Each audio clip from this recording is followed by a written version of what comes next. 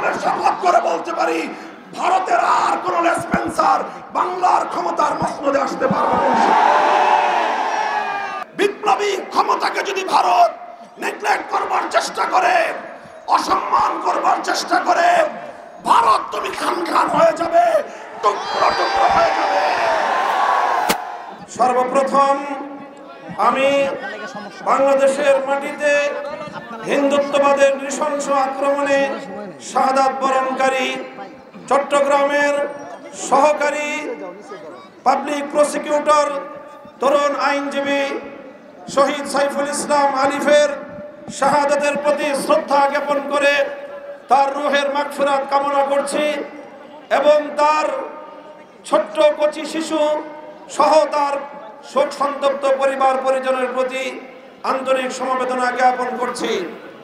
সংগ্রামী তাওহীদি জনতা, আজ এই বিক্ষোভ সমাবেশের মাধ্যমে আমরা আমাদের হৃদয়ের ব্যথাটুকু জাতির সামনে, মানুষের বিবেকের সামনে উপস্থাপন করার জন্য এখানে সমবেত হয়েছি। আমরা স্পষ্ট ভাষায় বলতে চাই, এটা আমাদের বুঝতে কোনো কষ্ট হচ্ছে না যে আজকে সুপরিকল্পিতভাবে একটি সাম্প্রদায়িক উস্কানির মাধ্যমে বাংলাদেশে সাম্প্রদায়িক দাঙ্গা বাঁধানোর পরিকল্পিত পায়তারা চালানো হচ্ছে। শহীদ সাইফুল ইসলাম আলিফের হত্যাকাণ্ডের ঘটনা নির্মম, শুধু বর্বর নয় বরং ঘৃণ্য এক হত্যাকাণ্ড। প্রকাশ্য দিবালোকে আদালত চত্বরে একটি সন্ত্রাসী সংগঠনের সশস্ত্র সন্ত্রাসীরা একজন তরুণ আইনজীবী সরকারি কর্মকর্তাকে টেনে হিচড়ে নিয়ে হত্যা করবে, এইরকম বর্বরতার দৃশ্য দেখার জন্য বাংলাদেশ প্রস্তুত নয়। বাংলাদেশ আজ অগ্নিগর্ভ, বাংলাদেশের প্রতিটি মানুষের হৃদয়ে আজ রক্তক্ষরণ হচ্ছে। বাংলাদেশের অন্তর্বর্তীকালীন সরকারকে আমরা বলতে চাই, মানুষের এই ক্ষোভ, মানুষের হৃদয়ের রক্তক্ষরণকে আপনারা বুঝবার চেষ্টা করুন এবং যে সকল হত্যাকারী হিসেবে চিহ্নিত ঘাতকদেরকে গ্রেফতার করা হয়েছে তাদেরকেই শুধুমাত্র বিচারের আওতায় আনলে চলবে না। আমাদের স্পষ্ট দাবি হলো, এই ঘটনার নেপথ্যে যারা রয়েছে সেই নেপথ্য খুনিদেরকে বের করে মুখোশ উন্মোচন করতে হবে, তাদেরকেও বিচারের আওতায় আনতে হবে।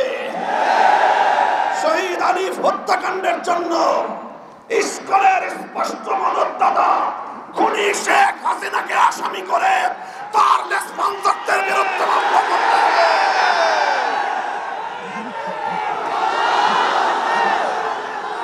আমরা স্পষ্ট ভাষায় বলতে চাই, বিগত 15 বছর আমরা দেখেছি বাংলাদেশের অভ্যন্তরীণ প্রতিটি বিষয়ে কিভাবে শুধু অসৌজন্যমূলক নয় বরং কূটনৈতিক শিষ্টাচার বর্জিত বাংলাদেশের অভ্যন্তরীণ ইস্যুতে চরম নগ্ন হস্তক্ষেপ করে বাংলাদেশের জনগণকে আহত ক্ষত বিক্ষত করে তুলেছে ভারত। আমরা ভারত রাষ্ট্রের বাংলাদেশ নীতির তীব্র সমালোচনা করছি।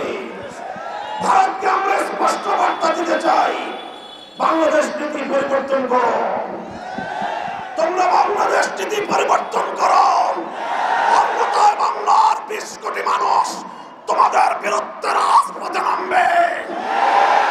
বাংলাদেশ থেকে ভারতের কূটনৈতিক সম্পর্ক ছিন্ন করার জন্য দেশের মানুষ বাধ্য হবে। আমরা স্পষ্ট ভাষায় বলতে চাই, আইন শৃঙ্খলা রক্ষাকারী বাহিনীকে আমরা বলতে চাই, চিন্ময় কৃষ্ণ দাস তার তৎপরতার দ্বারা কথা দিবালোকের নয় পরিষ্কার, সে ভিনদেশী গুপ্তচর হিসেবে ভূমিকা পালন করছিল। বারবার সে তার সেই প্রভুর দেশে গিয়ে সেখান থেকে নির্দেশনা নিয়ে এসে বাংলাদেশের অভ্যন্তরে নৈরাজ্য সৃষ্টি করবার পায়তারা চালিয়েছে। দিনের পর দিন, মাসের পর মাস প্রশ্রয়ে আশ্রয়ে থেকে ভারত এবং আওয়ামী লীগের যৌথ প্রযোজনায় ইসকন তৈরি করা হয়েছে। এই ইসকনকে নিষিদ্ধ করার মধ্য দিয়ে আওয়ামী লীগ এবং ভারতকে স্পষ্ট বার্তা দিতে হবে, বাংলাদেশ তোমাদের ষড়যন্ত্রের কাছে মাথা নত করবে না। আমরা রক্ত দেব, আমরা জীবন দেব, আমরা লড়াই করব, বাংলাদেশের গৌরব রক্ষা করব ইনশাআল্লাহ।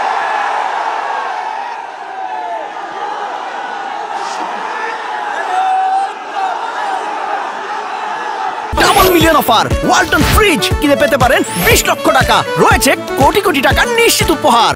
সম্মানীয় সাথী ও বন্ধুগণ, হেফাজতে ইসলামের কেন্দ্রীয় নেতৃবৃন্দ সহ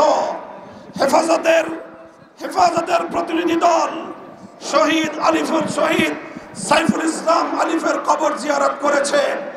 তার শোক সন্তপ্ত পরিবার পরিজনের পাশে দাঁড়িয়ে তাদের কাছে আমরা কথা দিয়ে এসেছি, আলিফ হত্যাকাণ্ডের বিচার বাংলাদেশে হবে। শহীদ আলিফ যে জন্য জীবন দিয়েছে, ভারতীয় আধিপত্যবাদকে বাংলাদেশ থেকে রুখে দেওয়া হবে ইনশাআল্লাহ। ভারত যদি এখনো বাংলাদেশের মানুষের পালস বুঝতে ব্যর্থ হয়, বাংলাদেশের মানুষের বিপ্লবী ক্ষমতাকে যদি ভারত নেগলেক্ট করবার চেষ্টা করে, অসম্মান করবার চেষ্টা করে, ভারত তুমি খান খান হয়ে যাবে, টুকরো টুকরো হয়ে যাবে। পার্শ্ববর্তী কোন একটি দেশের সঙ্গে তুমি সুসম্পর্ক রক্ষা করতে পারোনি। প্রতিটি রাষ্ট্রের আভ্যন্তরীণ বিষয়ে হস্তক্ষেপ করে তুমি সার্ক অঞ্চল থেকে তুমি একঘরে হয়ে গিয়েছো। তোমার পাশে কোন দেশ নাই। তার পাশ থেকে আমরা ক্ষুদ্র শক্তিগুলো যদি তোমার হাত পা নাক চেপে ধরি, তুমি দম নিতে পারবে না, বিশ্বাস নিতে পারবে না। বাংলাদেশের বুকের উপর দিয়ে তোমার সেবাদাসীকে বসিয়ে তুমি একতরফা ভাবে একটার পর একটা চুক্তি করে বাংলাদেশ বিরোধী সকল স্বার্থকে ধ্বংস করে একতরফা ভারত সকল স্বার্থ নিয়ে গিয়েছে। বাংলাদেশের বিরুদ্ধে ভারতের বিগত 15 বছরের সকল ষড়যন্ত্রকে আমরা নিন্দা জানাই এবং আবারও স্পষ্ট ভাষায় ভারতকে বাংলাদেশ নীতি পরিবর্তনের আহ্বান জানাই। আমি বলতে চাই, পলাতক শেখ হাসিনা, ফ্যাসিবাদী শেখ হাসিনা, খুনি শেখ হাসিনা অসংখ্য অগণিত খুন এবং হত্যাকাণ্ডের আসামি। বাংলাদেশের বন্ধু রাষ্ট্রের দাবি করে তুমি বাংলাদেশের এই খুনি আসামিকে মাসের পর মাস তুমি প্রশ্রয় দিচ্ছ। আবার এখন তোমার কোলে বসে সে বাংলাদেশের ইসকনের পক্ষে সাফাই গায়। বাংলাদেশের মানুষকে এতটা দুর্বল ভাবলে ভুল করবে ভারত। অতীতে আমাদের অনেক ঐতিহ্য রয়েছে, ইতিহাস রয়েছে। আমরা ছোট হতে পারি, আমরা ভীরু কাপুরুষের দল নই। যদি আমাদের উপর যুদ্ধ চাপিয়ে দাও, যদি আমাদেরকে এভাবেই তুমি একতরফা হত্যা করবার চেষ্টা করো, যদি আমার জনপদকে আমার ভাইয়ের রক্ত দিয়ে যদি তুমি রঞ্জিত করো, তাহলে আমরা তোমার বিরুদ্ধে প্রতিরোধ করে তুলবো। আমরা সংগ্রামী সাথী ও বন্ধুগণ, হেফাজতে ইসলাম বাংলাদেশ দেশের সকল ধর্মপ্রাণ মুসলমানদের প্রতি উদাত্ত আহ্বান জানাচ্ছে। শহীদ সাইফুল ইসলাম আলিফের হত্যাকাণ্ড আমাদেরকে স্পষ্ট বার্তা দিচ্ছে, এই হত্যাকাণ্ডের মাধ্যমে বাংলাদেশে নৈরাজ্য সৃষ্টি করে রক্তের হোলি খেলা খেলানো, এটাই হলো বাংলাদেশ বিরোধী শক্তির অভিন্ন টার্গেট। কাজেই তাদের এই ষড়যন্ত্রের পাতা ফাঁদে আমরা পা দেব না। আমরা কোনোভাবেই সহিংস কোনো কর্মসূচি পালন করব না। শান্তিপূর্ণ ভাবে টেকনাফ থেকে তেঁতুলিয়ায় আমরা তীব্র প্রতিবাদ এবং প্রতিরোধ আন্দোলন গড়ে তুলব। শান্তি হবে আমাদের হাতিয়ার, ধৈর্য হবে আমাদের সৌন্দর্য। শেষ মুহূর্ত পর্যন্ত আমরা ধৈর্য ধারণ করব। আমরা রাষ্ট্রকে বলবো, সরকারকে বলবো, চিন্ময় কৃষ্ণ দাসকে ভালোভাবে রিমান্ডে নিয়ে জিজ্ঞাসাবাদ করে বাংলাদেশ বিরোধী ষড়যন্ত্রের তথ্যগুলো তার কাছ থেকে আপনারা উদ্ধার করুন। শেখ হাসিনা তাকে কত টাকা দিয়ে তার সন্ত্রাসী বাহিনীকে দেশের বিরুদ্ধে লেলিয়ে দিয়েছে সে তথ্য উদ্ঘাটন করুন।